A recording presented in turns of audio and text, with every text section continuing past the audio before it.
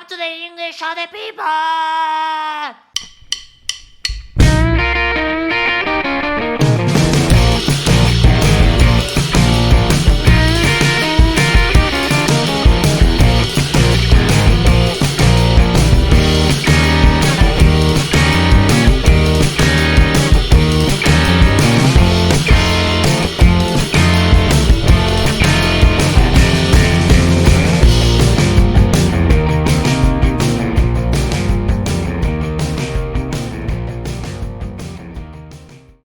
Welcome to the English of People. Today we will see a potpourri of topics. Probably you'll listen to this on the matinee of your day. In this episode we will talk on the creme de la creme people. Hope today can be a jubilee for you as it is for me. And remember, every week we have a rendezvous to talk on fascinating topics. Bon appetit. Formal English. Oh, this is juicy. Let's make an experiment. Imagine yourself in a formal situation. Imagine yourself that you are in a fancy party. What phrase do you think is more formal? Forgive me, sir. Can you give me more tequila, please? Or maybe the option 2. Pardon me, sir. Can you provide me with more tequila, please? What is more formal? Can you give me or can you provide me? What is more formal? Forgive me, pardon me. Okay, imagine yourself in other situation. Imagine you are in an important meeting in your work, but you have an emergency in your family and you have to go. How do you interrupt the meeting? Option number 1. Sorry, but I have to go because there is an emergency in my family. The option number 2. Excuse me, but I have to depart due to there is an emergency in my family. What is more formal? Sorry or excuse me? What is most formal? Go or depart? What do you think? What option for you is more formal? Grammatically speaking, both are correct. What's the vocabulary, eh? The vocabulary for you was more formal. Yes, there is a big difference in the vocabulary. A Viking attacked. This Viking didn't speak Viking language. And actually, this Viking didn't look like a Viking. This Viking was William the Conqueror. Despite William didn't look like a Viking, he killed and dominated like a Viking. William became himself the King of England. William was from Normandy. Normandy is a part of France. This period of the history when William conquered England is named the Norman invasion. Maybe you want to Google it. Now, basically, William the Conqueror was the new king of England. But existed a little problem. William didn't speak English. Rumor has it William the King wanted to learn English to communicate with his new people. But he tried and he never could learn it. So eventually, William decided to change the language in England to French. So for one moment in England, two languages were spoken. French and English lived together. Now, an important question remains. What people spoke French and what people spoke English. Basically, at that moment existed two type of people: the royalty or the rich people, and the peasants or the poor people. So French was spoken by the rich or the royalty, and English was spoken by the poor people. Imagine yourself living in United States. You speak Spanish, of course, but you need to communicate, maybe in your work or in a restaurant. So you commence speaking English for the necessity. But one day you don't remember how to say in English cazuela. And you work in a restaurant. You are the chef in the restaurant. So you say, please, can you pass me the cazuela black? And you start mixing and combining two different languages. Spanglish. For that reason, in this moment, we have vocabulary like cliquear, parquear, estaquear, checar. Because for the necessity to communicate, and because maybe we don't master the second language that we are trying to learn or speak, it's so normal to combine two totally different languages. Will be the same if you live in Italy. You will normally start using Spanish and Italian. You will start using Spanish Italian bambino. This same effect happened when England spoke two languages. The rich people had the necessity to communicate with the peasants or the poor. So they didn't know all the vocabulary in English, so they started to insert some words in French, and they created a weird combination of English and French, French English. So probably when you think one vocabulary in English is more formal, probably you are selecting the French vocabulary. Not because really is more formal, but because the French people, the French Vikings, had money and power, and they decided that the new French English was the best English and was the formal English, was the refined English. And they decided that the normal old English was for poor people, was for casual situations. So, with this information in your mind, really provide is more formal than give? Really inquire is more formal than ask?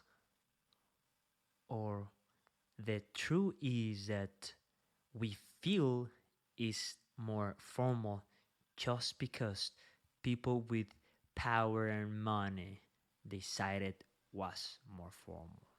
Is it time to talk about animals? In English, we have two names for the same animals. For example, pig, pork, pig and pork. Or cow, beef, cow and beef. Or sheep, mutton, sheep and mutton. Why do we have two names for the same animal? Well, because French and English live together. And the rich people didn't want to use the old, ugly English. They wanted to use the refined, sophisticated French. And they like to use different names for the common things. For example, the farm animals. So they prefer to use, excuse me, can I have two porks? And can I have one mutton and one head of beef plus. While the people, the peasants, the poor people liked and preferred. Excuse me, can I have a cow? And can I have 2 sheep, please? And please give me a pig. In conclusion, the evidence that in England existed two languages living in the same time, French and English, is that we have duplication of names. In this case, the farm animals. So we have many words that originally came from French. For example, arrive. Arrive originally is from French. Powered and purchased originally are from French. Actually, 30% of the English that we use originally comes from French. Basically, thousands and thousands and thousands of words that sometimes you and me used are from French. We speak French without noticing. I want to show you something very fascinating.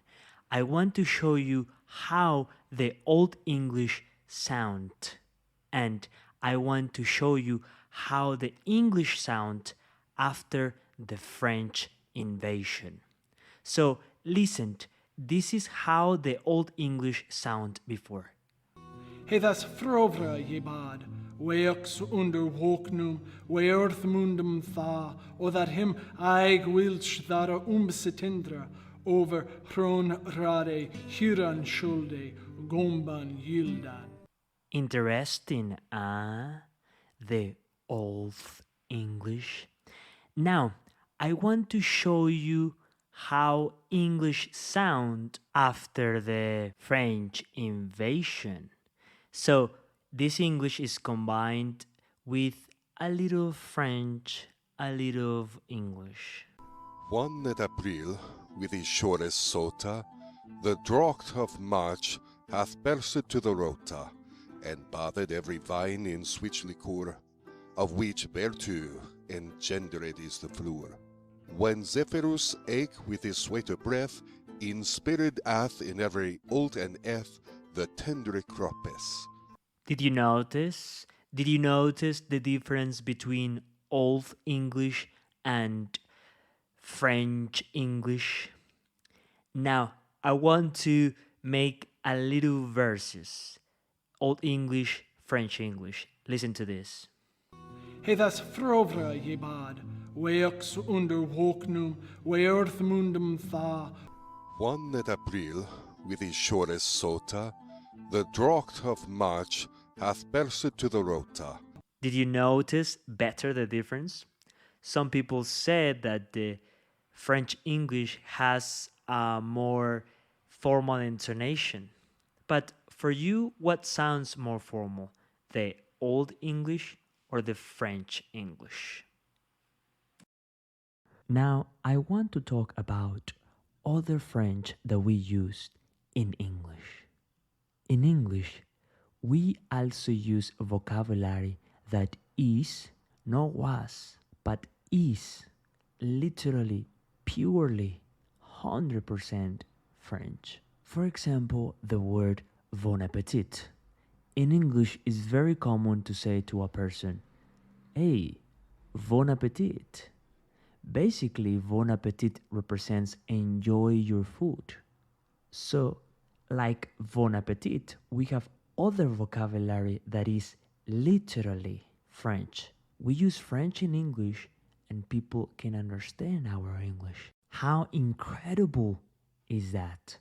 These are examples of French words that we can use in English and people can understand us. For example, you can use the word avant-garde. Avant-garde basically represents in Spanish a la vanguardia.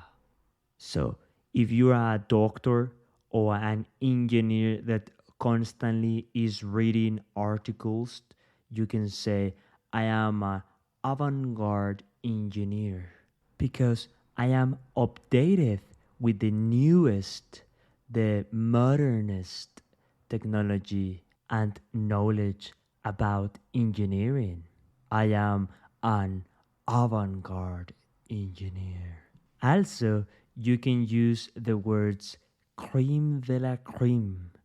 Creme de la creme in Spanish represents la crema innata, or in English, the best of the best. So, in English, you can say something like, ooh, we are the creme de la creme because we are the best of the people. Come on.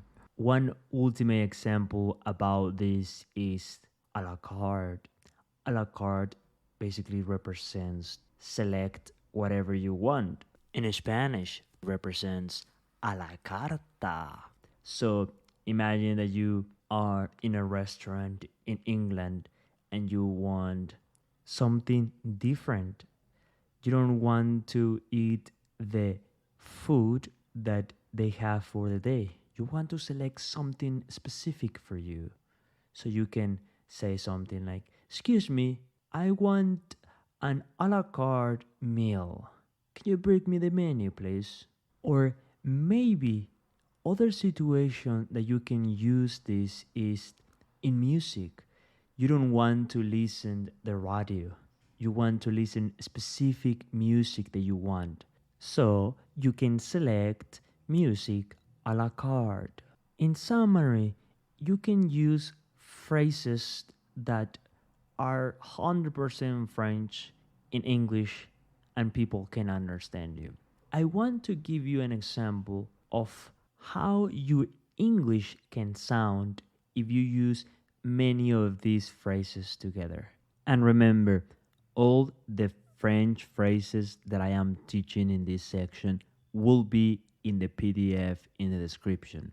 So you can download it and practice it. Okay? So listen to the example how French phrases sound together.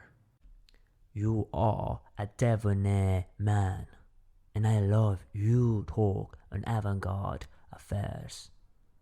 And normally I usually listen to you, but today your comments are a little risque, and to be honest, make me feel a bit uncomfortable. Conclusion.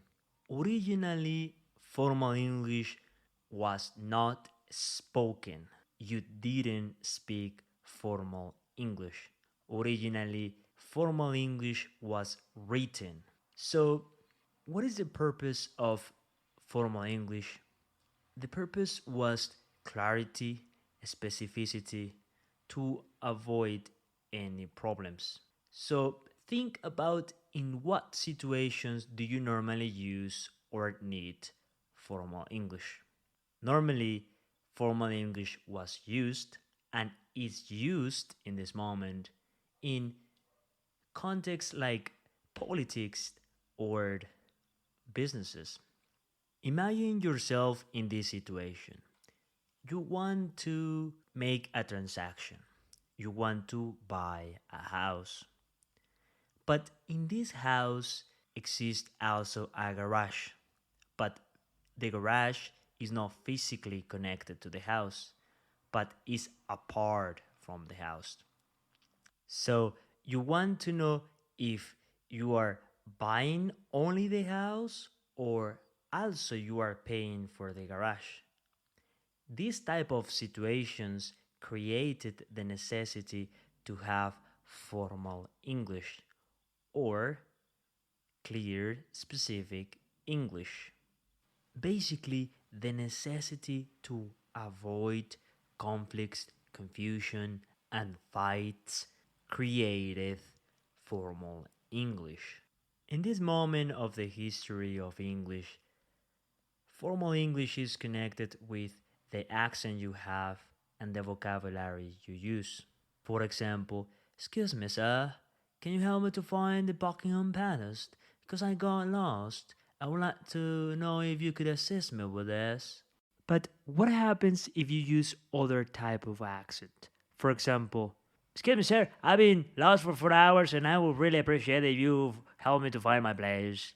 I can read a damn thing in this town. What is formal English for you? The accent you have? The vocabulary you use? Or the clarity you need? Guys, what is formal English?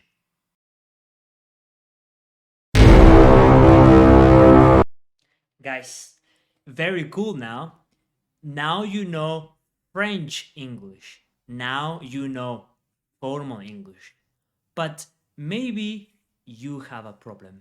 Teacher, I don't have a person to practice my new English, my French English. Yes, I know. It's a classical, interesting problem. So, I want to give you a possible solution you can practice your English. Walkie talkie! Walkie talkie is an application that you can talk with people all over the world. And the best part is free.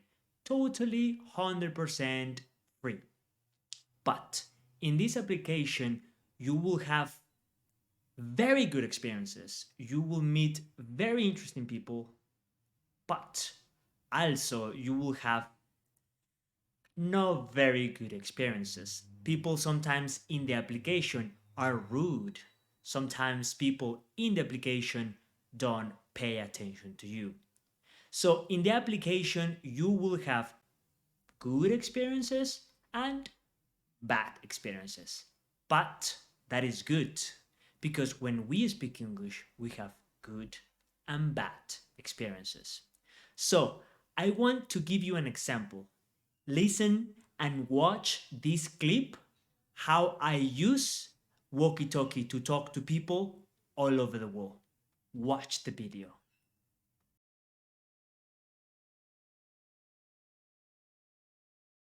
Oh, you're from India. What part of India are you from? I'm from Mumbai. Oh, from Mumbai. That is the capital, right? You from? Um, I'm from New Mexico. Oh, Do you know it? yes, I know. All right. What do you? Never been there, but I know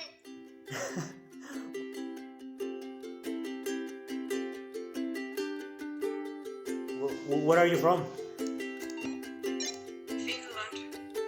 Finland. Finland. Nice. Finland. Nice. Everybody hears awesome things about Finland. Is very cool Finland or is just a myth?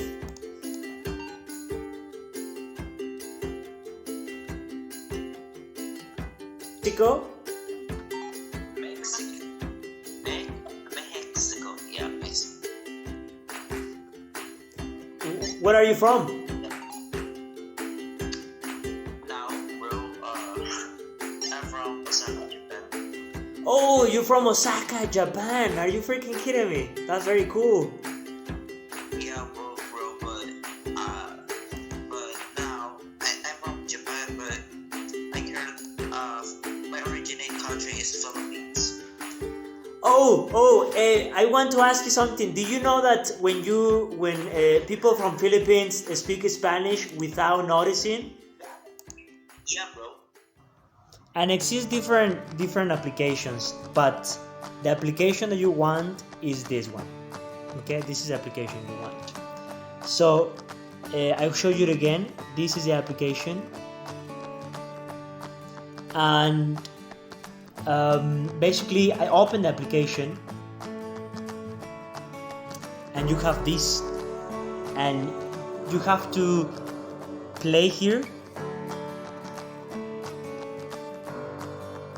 And in this moment, in this channel, in the channel 40400046, no people, so I have to change the channel. No, and you can see an error. It's error because too many people are in this channel. So I have to continue looking for it.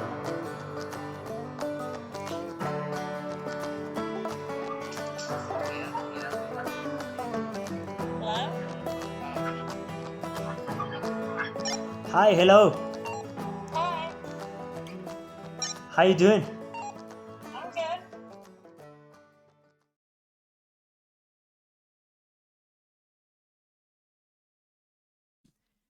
Guys, I know what you are thinking.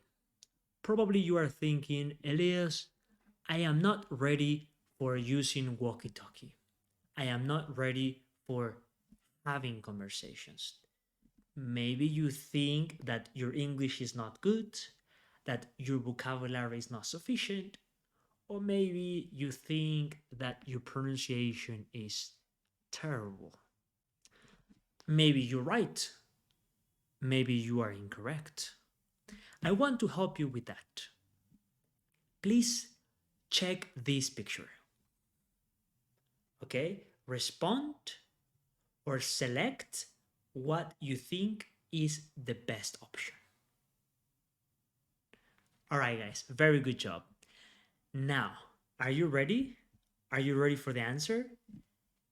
The answer is ta-da! All of them. All of them are correct. Now, maybe you are thinking, Elias, you tricked me. That was a ambiguous question or exercise. Well, do you want to know where this exercise came from? This exercise came from this book. So this book supposedly is for preparation, for English exams preparation. Supposedly this is a prestiged book, right?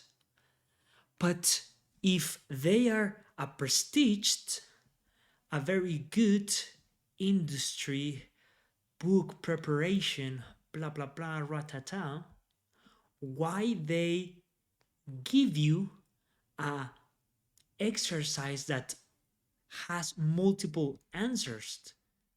That is confusing. That is stupid. It is. My point with this exercise is that maybe the bad experiences you had in the past, maybe the bad qualifications that you had in the past were not correct. Maybe your English is terrible. Or maybe your English is good enough.